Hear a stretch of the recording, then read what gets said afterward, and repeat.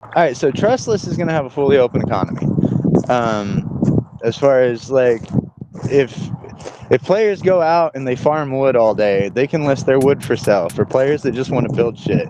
And it's not just wood, you know, like there's so many things in the game, and that's why it's taken so long. I I felt like once I had the framework up, it's like, oh, only a couple more steps, but no, like, so for every element we add to the game, there's about 15 scripts I have to like rework and to make that one thing work. So like if I add a new type of Explain this for stone, someone who knows nothing. Go full well, no, detail. that's what I'm like. All right, so like when we create new rocks in the game, like if all right, so we have regular rock, but then we want like a different type of rock, so like maybe marble, like I have to rebuild all those files for that new element, that new piece of the puzzle. And the thing is, right now, with where we're sitting on it, and I mean, this is me working on it for, like, I'm probably putting 6 to 7 hours a day in Trustless right now, and then I get mind numbed, and then I do something else, which is what caused us to end up with Hotline PP Poo Poo, which, like, the community is actually more excited about that at the moment. Um, but Okay, Do so we after need do we need trustless, explain that. do we need more sorry, do we need more workforce, for the game, for the sex? I really do need more workforce for the game, but the thing where we're at right now, we can like we don't we had enough volume the first couple of weeks where I felt like if we could have maintained even that 30-40 thousand dollars a day volume, like I was starting to pay a game designer, but the thing is these guys who are like full-time game designers, they expect that money to always be there, steady, every fucking week. And it's hard to get them to commit to a project because they don't commit to their own projects. Otherwise, they'd be fucking selling 2 or 3 games a year, or even one game a year. Um, but uh, but yeah, no, we definitely need more workforce. But on Trustless, like right now, I've got probably 4,000 individual items in the game.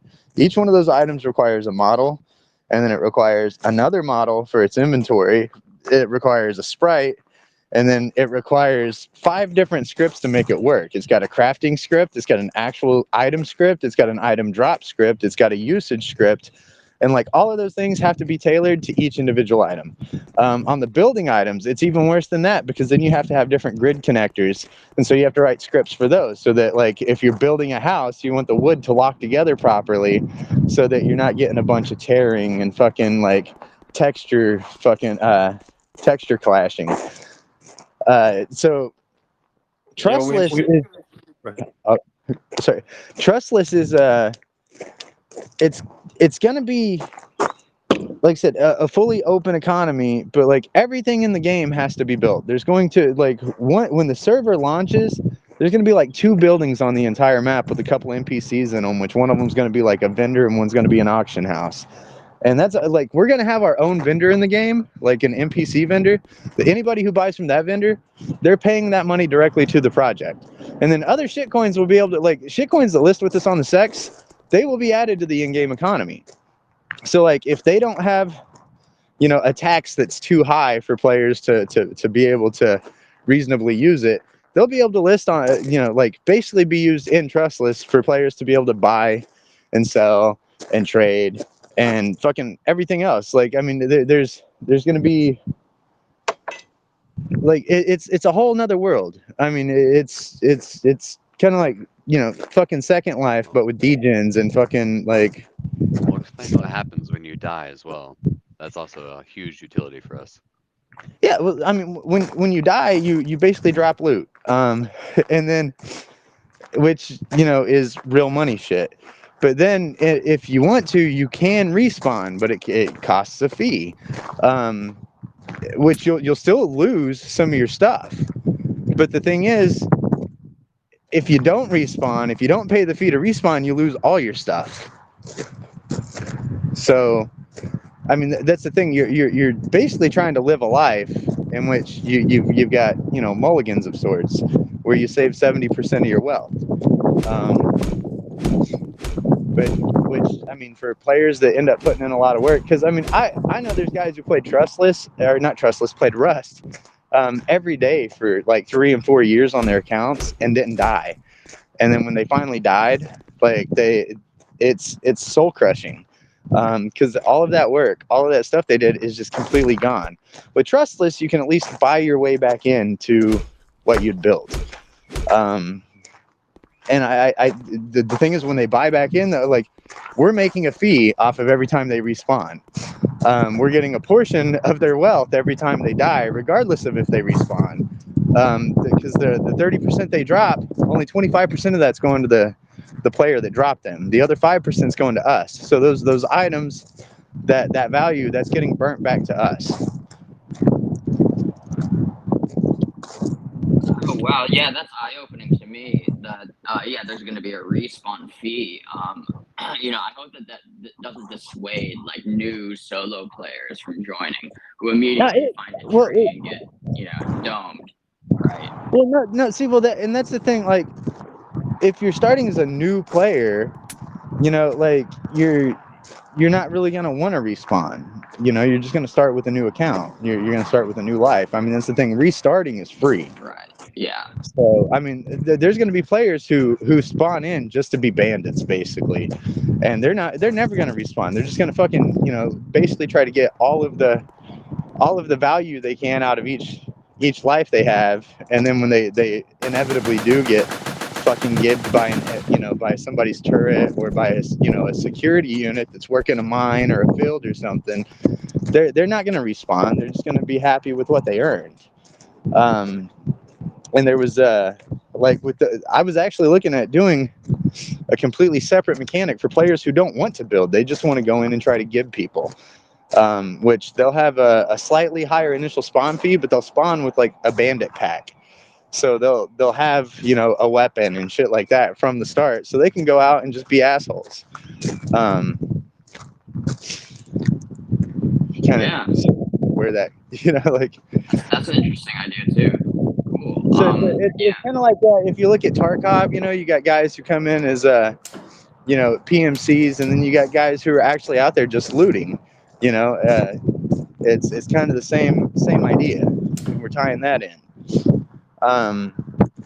So, like, I mean, with tRustless, it's going to be an ever-growing, ever-changing world.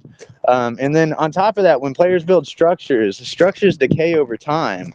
So, like, once they've built a structure to a certain point, it's almost not going to be feasible for them to just go out and harvest materials from the landscape, because trees and shit do regrow in the game, but they regrow over such a vast amount of time that eventually the resources that are naturally growing in the world are going to be highly contested, highly fought over.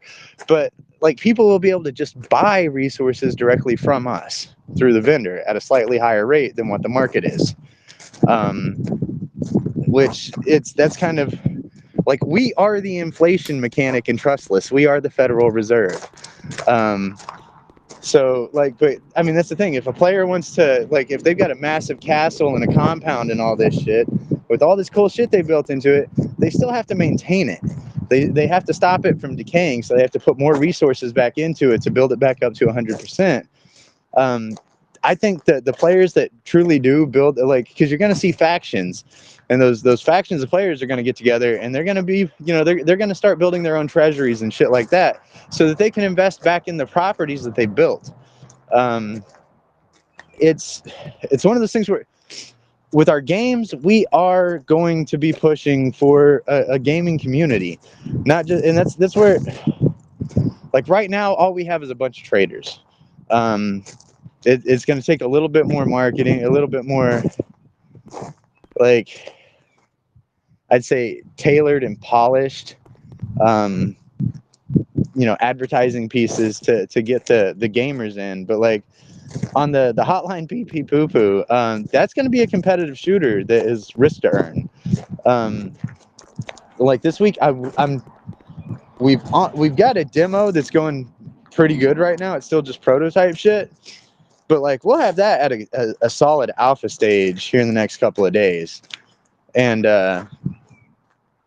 I believe we can draw in players that will put money into the project, just so they can play that game, just so they can enjoy that game, because it's gonna essentially be an open tournament.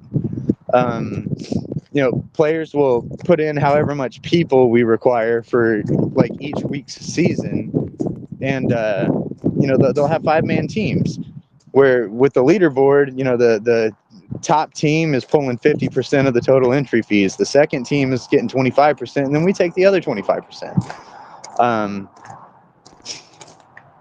And then with that, there'd be microtransactions within it because we've already got like over 100 weapons in the game. And then there's skins, all of that stuff that will be locked behind paywalls. I mean, because why the fuck not? They can resell them. They can trade them. It's all stuff that just really, like, look at fucking Call of Duty, look at Fortnite, look at how much players spend on those games to buy cosmetics and something that they never get any value back out of aside from the time they spend in it. To them, the entertainment value is worth fucking $100 a month in Fortnite. And like, I know plenty of people that spend at least $100 a month on Fortnite. So, with the hotline, the hotline, like, and that was just like, I was just making a meme, and fucking everybody was like, "Is that the actual name? We need that. That's awesome." And I was like, "All right, that's it. Yeah, that's a real thing now." Yeah. Yeah, that was an awesome thing you did. I didn't personally get to play it myself, but yeah. Like, Well, and see, I've got it working on WebGL too, which that was something that people were kind of pushing on, was that they wanted something that they didn't have to download, easy entry. They can just go to the page and hit play, and it loads them in. But there will also be a downloadable client, because on WebGL I've noticed there's no way for them to save stats. So like, you can't save your, you can't save your level ups, you can't save your skin, shit like that. But WebGL will let players get in and compete at least, which we could still do a token login on that. But like, them players who really get into it, they can download a full client and they'll have, an in-game store on their desktop.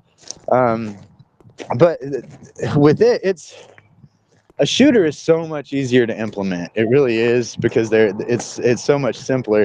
With tRustless, I mean, we've got the database, which that's got to tie into everything too. But like, all of the shit on tRustless is running behind like 1,000 different scripts, where on the first person shooter, it's all about just fucking what the players are doing between each other and nothing else.